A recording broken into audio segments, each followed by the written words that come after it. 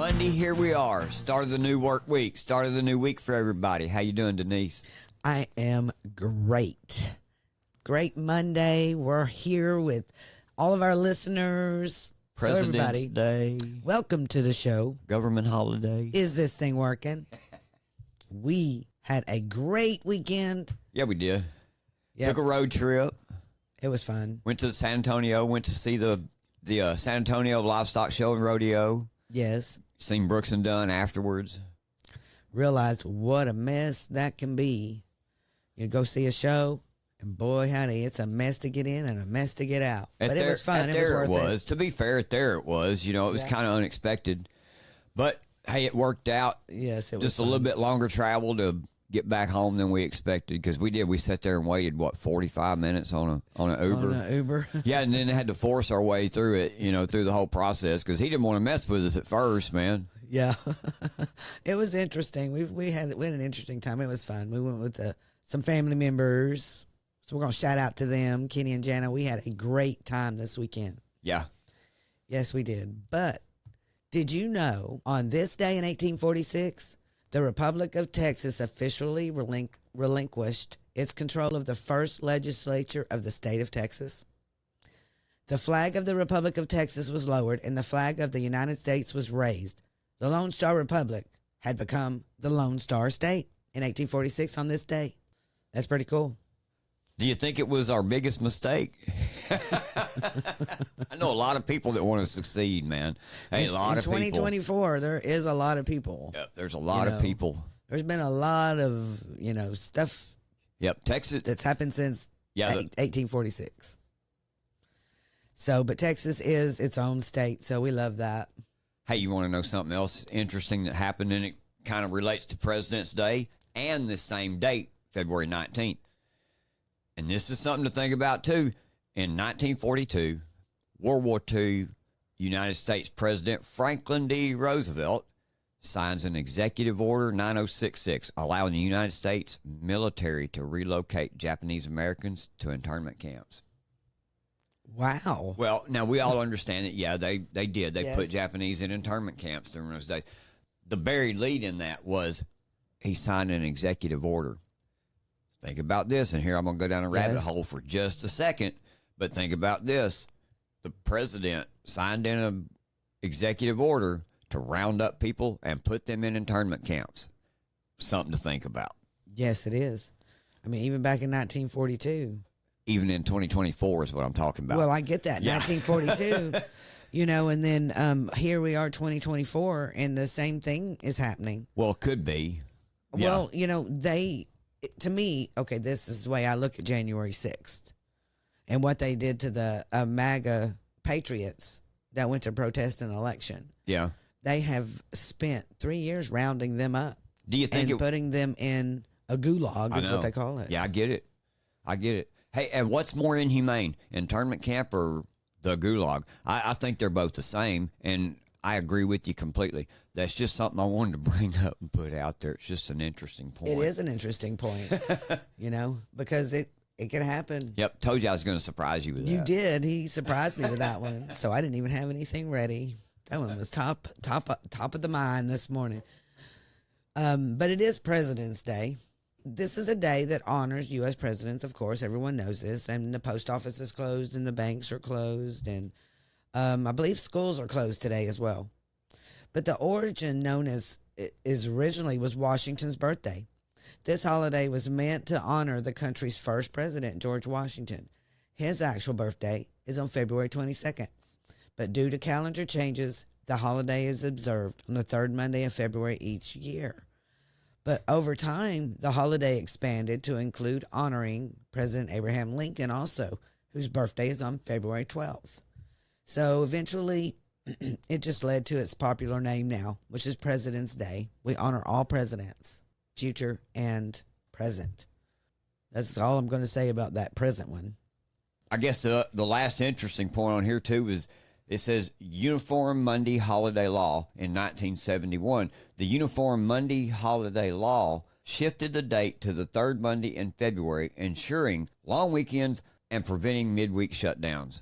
Well, for once, the government got something right. I know. Yeah. I'm surprised they haven't done that with Thanksgiving. Yeah, they were on their game back then. Yeah. They were. So that was pretty smart of them to do that. So, yeah. Happy President's Day, everyone. Enjoy your day off. If you got it. If you have it. If you're one of the lucky ones. So, next we are going to remind everybody that tomorrow in Texas, primary early voting starts, which is February 20th, Tuesday, and it goes on to March 1st. The early primaries do, and primary election day is actually on Tuesday, March 5th. So what we want you to do is be knowledgeable about the candidates before you go vote, and vote as soon as you possibly can to bank that vote. Yep. All of the candidates, their information, their platforms that they and the campaigns they're running, the issues they stand on, the issues they stand against, and if they're incumbents, their voting records are out there. So as we've always said, be informed and become engaged. That's exactly right. Like Denise said, learn these candidates, learn what they stand for, make an informed decision, and then become engaged. Go and vote. Be a part. Yes. Let your voice be heard. Especially, and it's surprising, especially when you've told before about the percentage of registered voters and the percentage of those that actually show up to vote in primaries. Yes. There's a huge, huge difference. So please, let's kind of close that gap too, because it's very important. Also, we want to remind you that there's not just these presidential candidates that are on the ballot. There are down ballot races. And these are important for our local and county and community. And statewide. Too. So here we go. We got judicial races. They're very important at this point. If you haven't listened to the news or the mainstream media lately, everything is lawfare and judges. The judges are having the power right now. And Democrats do have an advantage. They have stuck judges in there and well, it's a complete that are abuse activists. It's a complete abuse of power is what it is. And you're right, they're activist judges. They're activist judges. And they're trying to legislate from the bench instead of making judgment upon the existing law and let the cases stand for themselves. You're right. Yes. So judicial races are down ballot, and they're usually at the very end. What that means is that you need to go all the way to the end and vote your conscience, whichever side you're on. You know, the Texas Civil League is reminding Texas that ballot fatigue is bad for our state. And that's what they call it. You just vote for who you know and then don't vote for anybody else. A lot of people do that. They're like, I don't know that person. I'm not going to vote for them. Yeah, or they just click a box because it's easiest. They don't know, and they're just shooting from the hip. That's it. That's what I've done for years. I'm going to be honest with you. Until I really started investigating this and everything, I was just as guilty as everyone else. Yeah, and that's what they mean by the ballot fatigue, I guess, is when you get down toward the end of the ballot, you're like, oh, whatever, and you're just checking boxes by that point. Like you said, you've got your votes that you knew of in, whether it be 1 or 5 or whatever. Right. Yeah. Exactly. The ones that, you hear on TV, oh, I know that name. You know what I'm saying? But no, they are important. They have a direct impact on citizens, perhaps more than any other elected official, because they make decisions that can affect jobs, homes, children, and personal freedoms. So you must take the responsibility to educate yourself. But we have 3 important judges that we have been pushing, and that is because Texas's Court of Criminal Appeals has activist judges on it. And we want to change that mindset. Yeah, and as we've told you before, the 3 that we've really highlighted, we've pointed that out, and Ken Paxton has pointed that out. Other people have pointed out these are activist judges. They are, and they've been on the bench a long time. So it's time for some new people up there. Some conservative judges is what we're looking for. Okay, so make sure you go out and vote for David Schenck over Sharon Keller. For the Court of Criminal Appeals presiding judge. Yes. And then Gina Parker over Barbara Hervey. She's the Court of Criminal Appeals, place 7.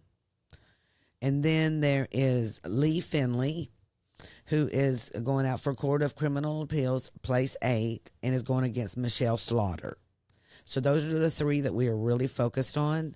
So when you're going down ballot, you're going to recognize those names because we've been telling you. Yeah.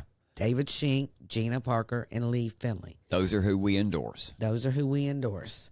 So, and then we wanted to mention that here in East Texas, we are... is a 12th Court of Appeals, and it's based in Tyler. As of right now and on the ballot, Greg Neely will be running unopposed. Okay, everybody. So make sure that you just look down ballot and vote.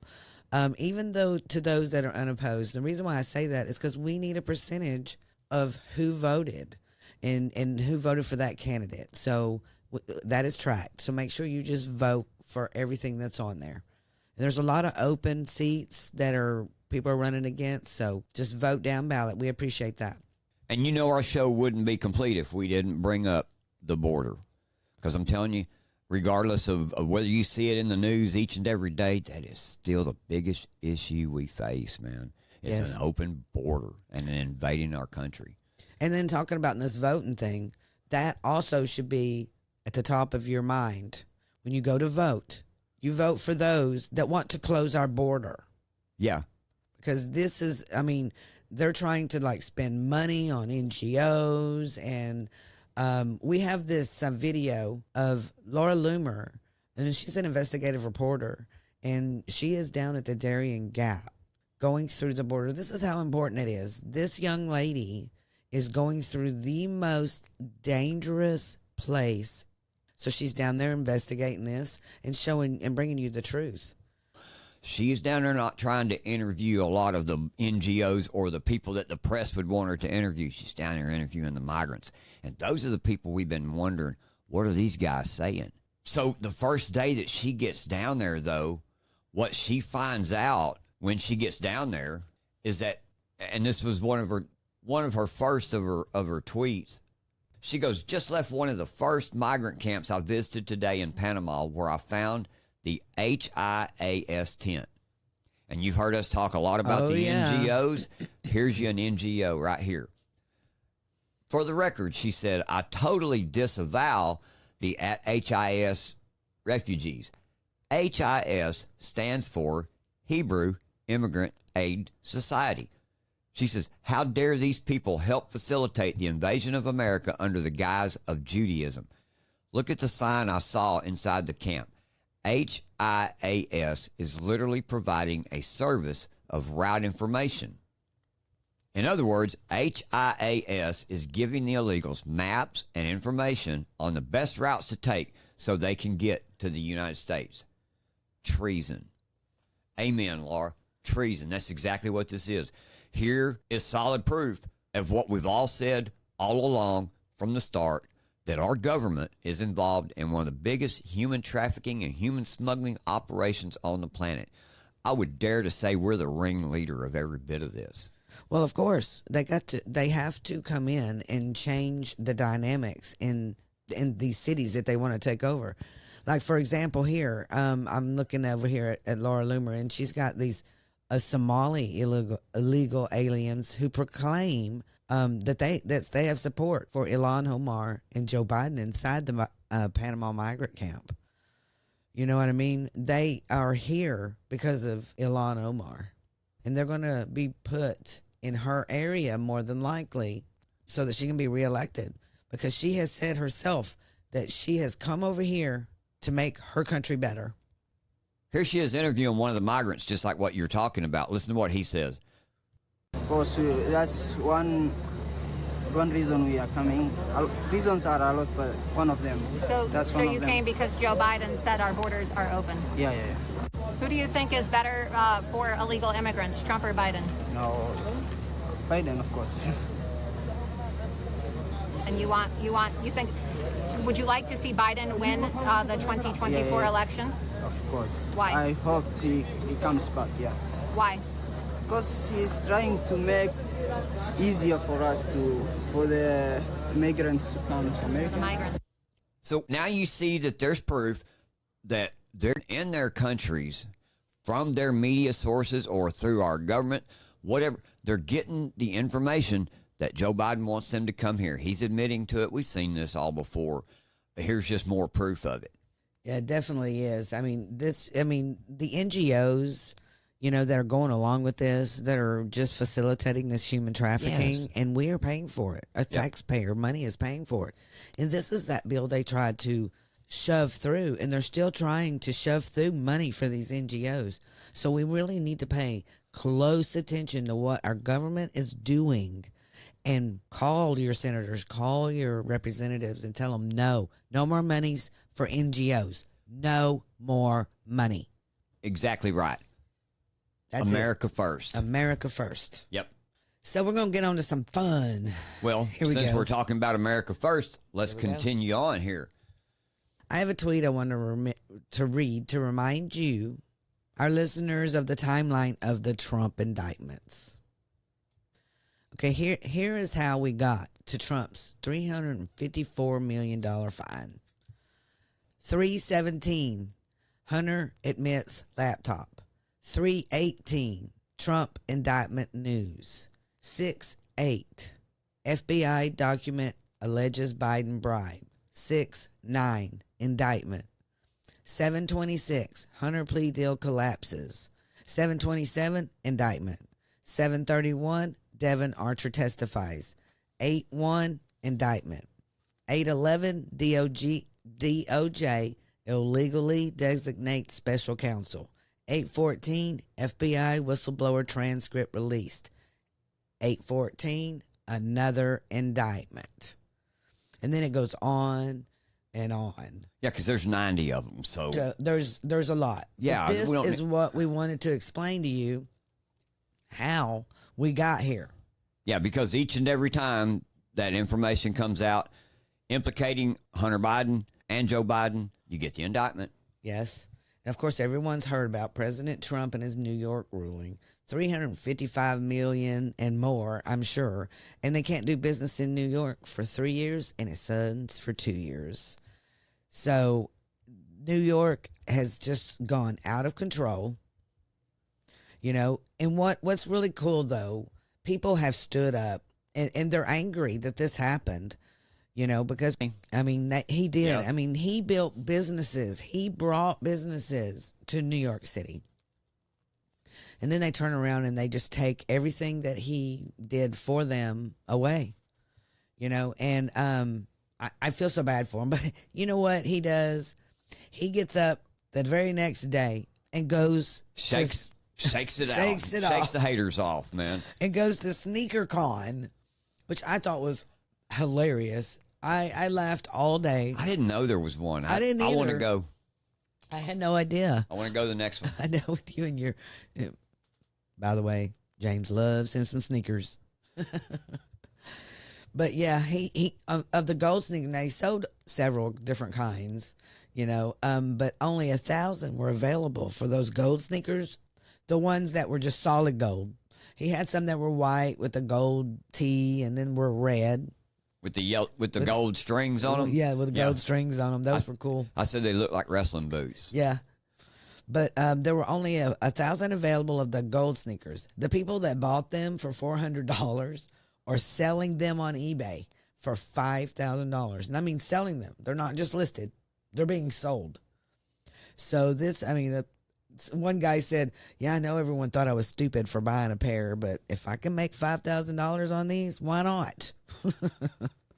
But it's pretty cool. What's even more cooler is truckers are standing up Yeah. now.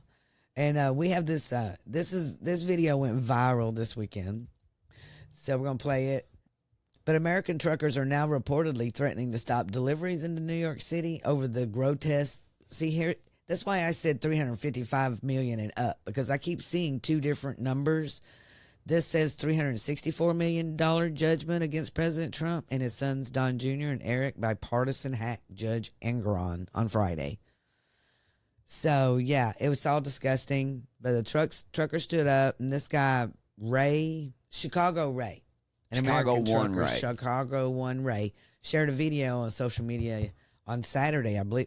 Was it Saturday? Where he explained why truckers across America are planning to stop delivering to New York City. And we have a video we're going to get you to. Well, yeah, here was his statement on Friday. Hey folks, your old pal Chicago Ray.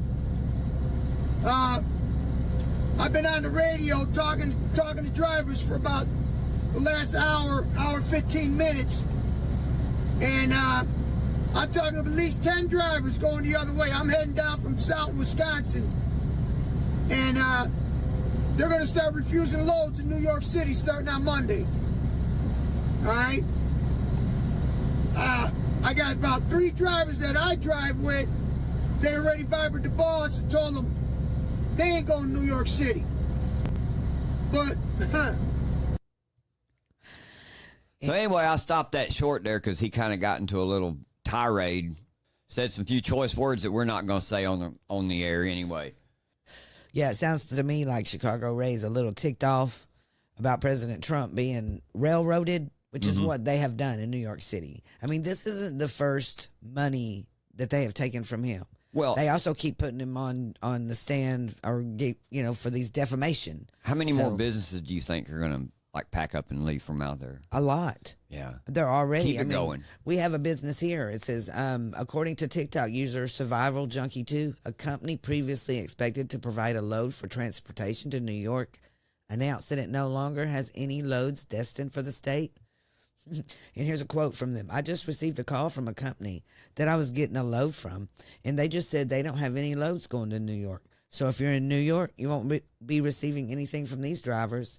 He suggests that the decision is not limited to individual truckers, but is a strategic move by the companies themselves. So this is very important, and we're going to keep an eye on this because people need to leave New York. They need to let them know, you're not getting the money from us. It's been taken over by migrants. Well, not only putting that, them in all these big high rises. Now they're probably going to use Trump Towers for migrants. well, not only that, one of the biggest messages that has been sent by all of this is, hey, if we can take probably the most richest man in New York City and take him and take his money away from him and do this to him, we'll do it to your business too. And if I'm a business owner in New York City, I'm scared to death. I'm looking for me another place to go. Yeah, me too. And I hope that happens. They deserve every bit of it. And then the governor of New York comes out and says, oh, you businesses don't have anything to worry about, trying to assure them that they don't have anything to worry about. Well, sure, but if they are the wrong party, they just have to make sure that they vote Democrat. Is pretty much what she's saying. All I can say is, if you stand with President Trump, continue to stand with him, because we're going to win this. Even through the cheating, because we're going to stand up and we're all going to vote for President Trump. Here's what Shotgun Bonnie says, and we're going to close with this. Now the truckers ain't trying to deliver y'all produce, y'all goods for 3 years. If you're in New York, you better get up out of there. For 3 years, he said. Yep. Wow. So these people aren't going to deliver for 3 years to New York City. So what's going to happen to New York City? They better figure it out. They better figure it out. They better ask the question, Is this thing working? Rise up. Well, hey, everybody, that's it for today. Thanks for listening, and I hope you've enjoyed the show. Hope you've learned some things about what's going on around us in the nation and in your communities. You know, we couldn't do this without your continued support either. We appreciate all of you showing up, taking the time to listen to us today. So please, like I say, make sure to hit the like button, share our show with all your friends. We'll see you next time on Is This Thing Working? And as always, I'm James, and that's my lovely co-host over there, Denise. and we'll see you next time. We're out.